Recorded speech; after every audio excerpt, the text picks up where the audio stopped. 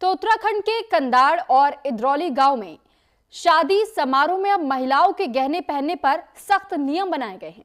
अब महिलाएं केवल 3 आभूषण ही पहन सकेंगी और उल्लंघन करने पर लगभग 50,000 का जुर्माना देना पड़ेगा। इसका उद्देश्य समाज में सादगी, समानता और आर्थिक बोझ कम करना है। इसका लक्ष्य किसी की स्वतंत्रता पर प्रतिबंध लगाना नहीं है, बल्कि समाज में अंधी होड़ की भावना को खत्म करना है। कौन कौन से गहने महिलाएं पहन सकती हैं, एक रिपोर्ट के जरिए आपको दिखाते हैं।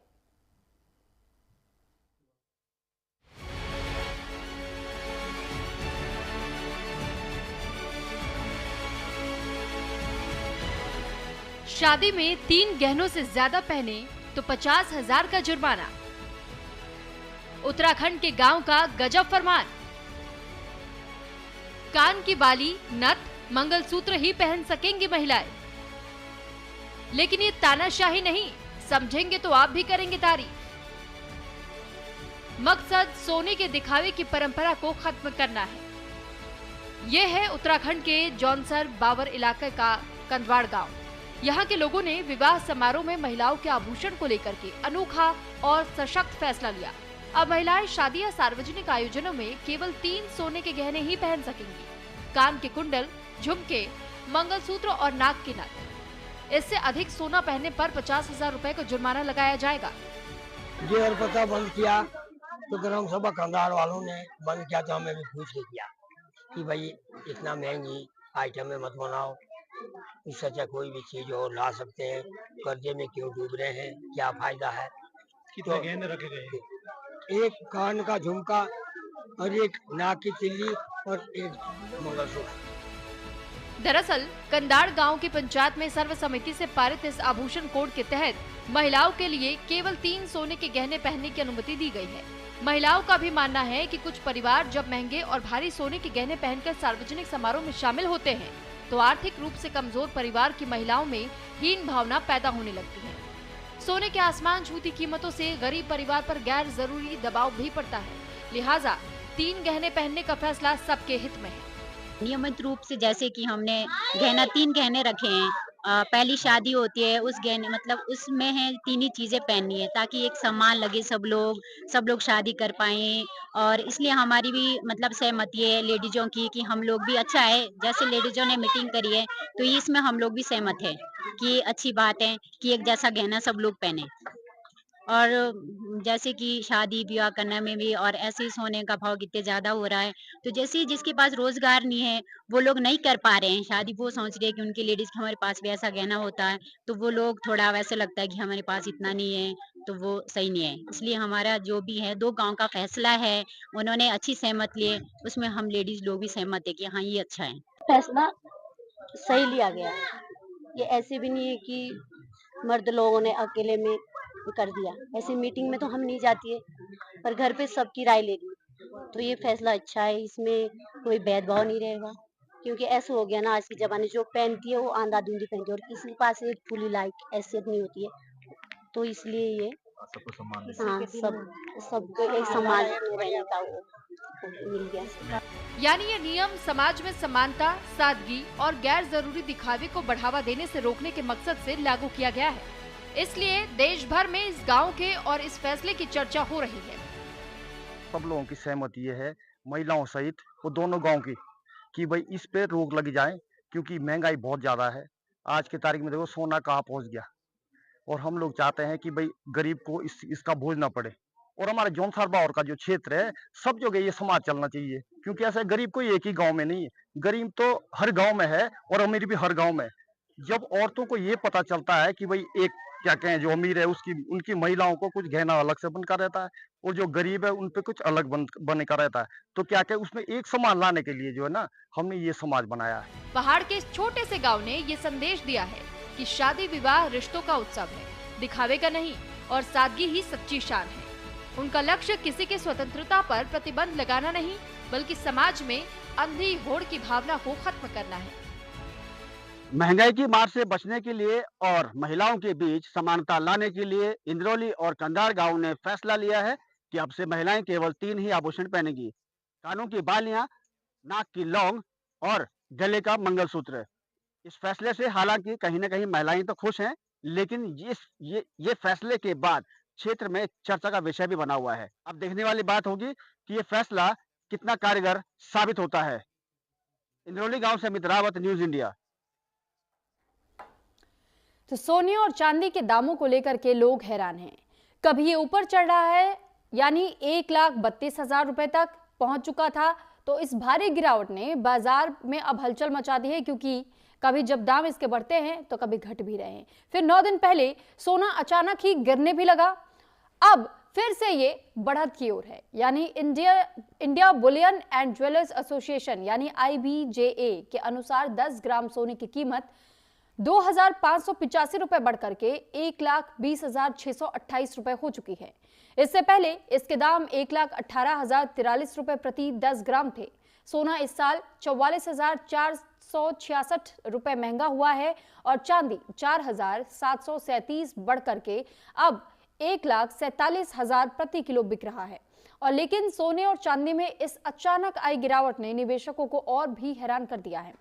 जबकि शादी ब्याह की खरीदारी की सोच रहे लोग, अगर आप विचार विमर्श कर रहे हैं कि आप मार्केट जाकर के इसी तरीके से सोने या चांदी को खरीदना चाहते हैं, तो फिर ऐसे में आपको फिलहाल राहत मिलेगी नहीं मिलेगी, इस पर भी थोड़ा सा पहले तो आपको मार्केट में रिसर्च जरूर कर लेना चाहिए, क्योंकि लोगों के चेहरे पर फिलहाल तो रौनक लौट आई है, राहत दिखाई दे रही है कि थोड़ा सा पहले के मुकाबले सोना गिरा है। अब सबसे बड़ा सवाल यह है कि क्या सोना 1 लाख रुपए प्रति 10 ग्राम से नीचे जा सकता है? कुछ समय पहले ही ये 1,32,000 तक पहुंच चुका था और इस भारी गिरावट ने बाजारों में हलचल मचा दी थी। जिन लोगों ने ऊंची कीमतों पर सोना खरीदा था वे थोड़े से परेशान जरूर नजर आए थे, क्योंकि उनके लिए ऐसा महसूस हुआ कि अगर हमने इतनी भारी कीमतों पर भी अगर हमने सोने को खरीदा है तो अब उन्हें लॉस हो रहा है। लेकिन वहीं दूसरी तरफ आपने देखा कि अचानक से सोना थोड़ा सा तो नीचे आया, लेकिन फिर उसी तेजी के साथ दोबारा सोने की कीमतों में उछाल देखने को मिला है।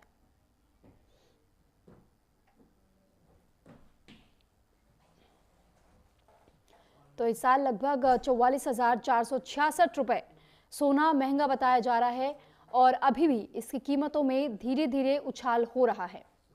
इस पर ज्यादा जानकारी के साथ इस वक्त हमारे साथ एक बेहद खास मेहमान जुड़े हुए हैं, डॉक्टर राज चावला जी। आप चार्टर्ड अकाउंटेंट हैं, बहुत स्वागत है सर आपका न्यूज इंडिया पर।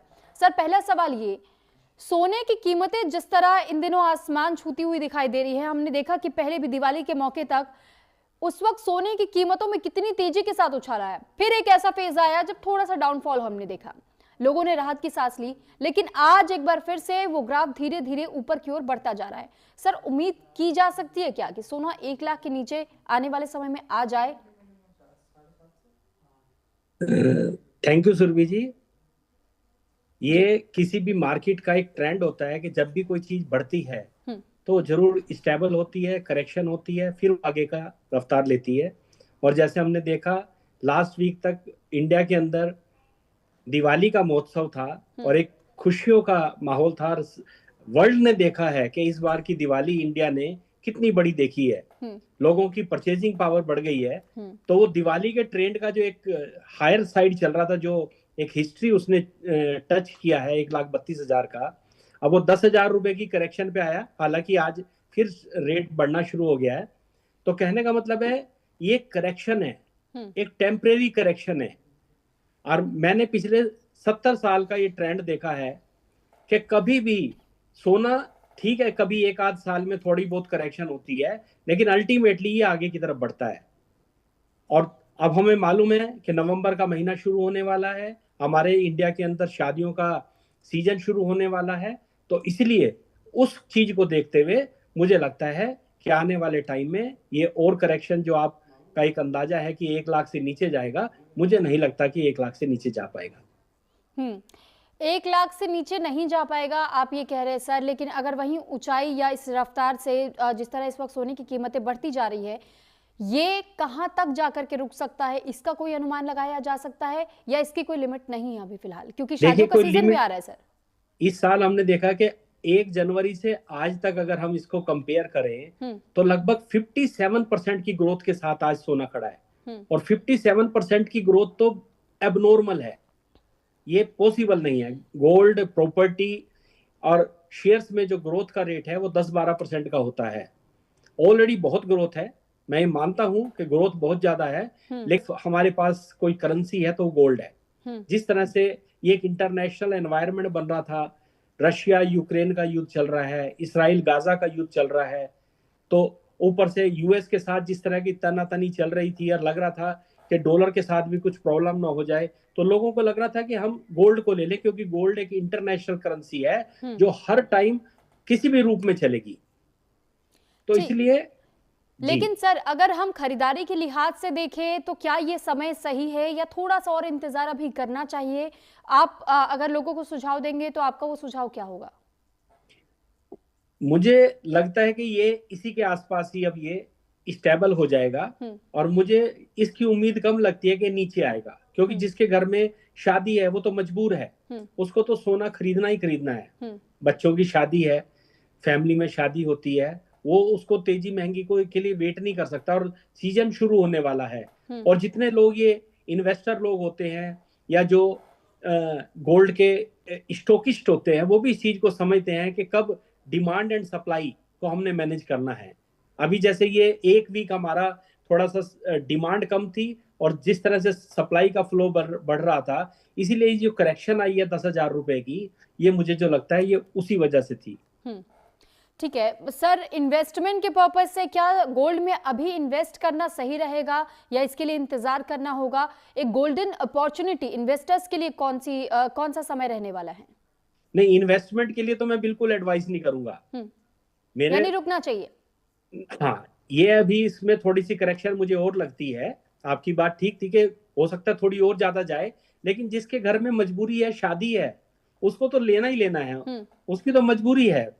लेकिन इन्वेस्टमेंट के पॉइंट ऑफ व्यू से मैं बिल्कुल एडवाइस नहीं करूंगा, क्योंकि सोने में 57%, अभी तो साल के 10 महीने भी पूरे ही हुए हैं, और चांदी में 59% की ग्रोथ है इस कैलेंडर ईयर में।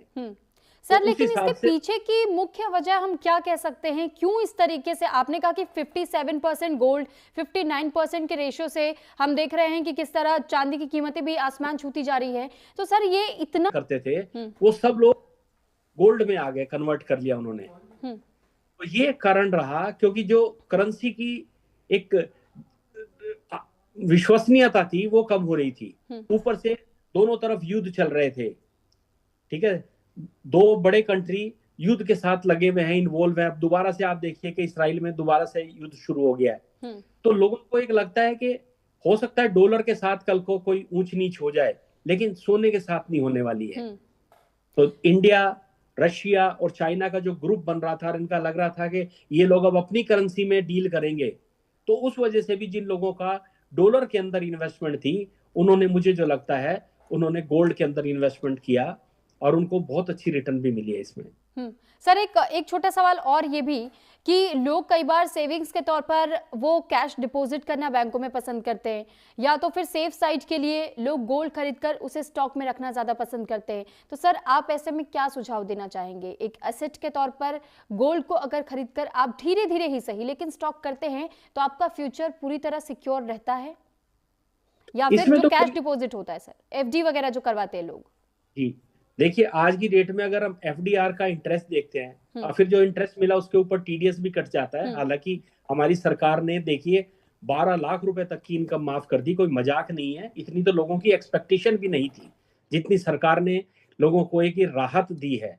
लेकिन बावजूद उसके आप देखें कि भारत सरकार ने जो गोल्ड की स्कीम भी निकाली थी, उन्होंने भी इसको विड्रॉ कर लिया, क्योंकि उनको लगा कि गोल्ड को कल को जब हमें वापस करना होगा, एक तरफ हमें उनको एश्योर्ड रिटर्न दे रहे हैं, ऊपर से हमें जो इसका इन्फ्लेशन का नुकसान हो जाएगा। तो कहने का मतलब ये है, आज की डेट में गोल्ड में इन्वेस्ट करना अच्छा है, लेकिन अभी थोड़ा रुकने की जरूरत है। अभी इसको थोड़ा सा स्टेबल होने दें, क्योंकि ये एबनॉर्मल ग्रोथ हुई है इस साल के अंदर। ठीक है सर, अब बात मैं थोड़ी सी चांदी को लेकर भी करना चाहूंगी, क्योंकि कई ऐसे लोग भी हैं जो कि अगर सोना नहीं खरीद पा रहे हैं, वो चांदी ही खरीदना चाह रहे हैं, छोटे छोटे इन्वेस्टमेंट के तौर पर हो या फिर अपने घर में उन चांदी को इस्तेमाल करने के लिहाज से ही क्यों ना वो खरीद रहे हो। तो ऐसे में सर, उन लोगों के लिए क्या सलाह रहेगी चांदी को लेकर के? क्या इन्वेस्टमेंट के पर्पज से समय सही है, या खरीदारी के पर्पज से ये सही समय है, या थोड़ा इंतजार दोनों के लिए करना होगा चांदी में भी अगर वो खर्चा कर रहे हैं तो? देखिए सुरभि जी, दोनों चीजें पैरेलल ही चल रही हैं। हालांकि चांदी की ग्रोथ इस बार 2% ज्यादा हुई है इस कैलेंडर ईयर में 2025 में।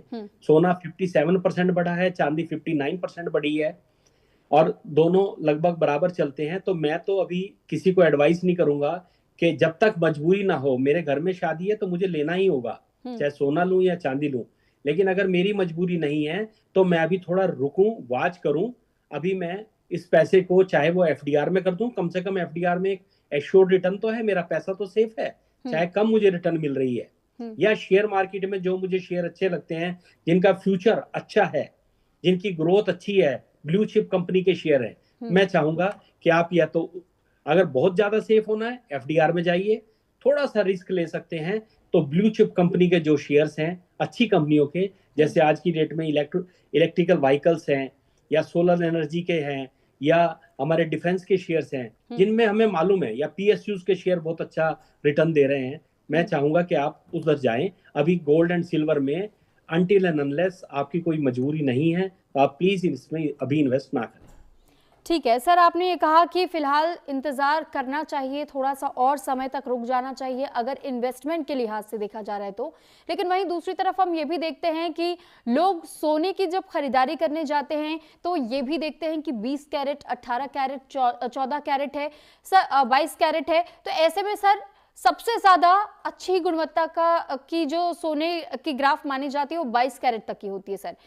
अब ऐसे में निवेश के लिहाज से हो या पहनने के लिहाज से हो सर, 22 कैरेट या 24 कैरेट अगर कोई अफोर्ड नहीं कर सकता तो इन्वेस्टमेंट या फिर स्टॉक में अपने पास रखने के लिए खरीदारी के पर्पज से क्या 18% भी ठीक है या नहीं? अगर आपको इन्वेस्टमेंट के पर्पज से, फ्यूचर के पर्पज से आपको सोचना है, आप प्लान कर रहे हैं कुछ, तो फिर 22 या 24 कैरेट तक क्यों नहीं जाना चाहिए?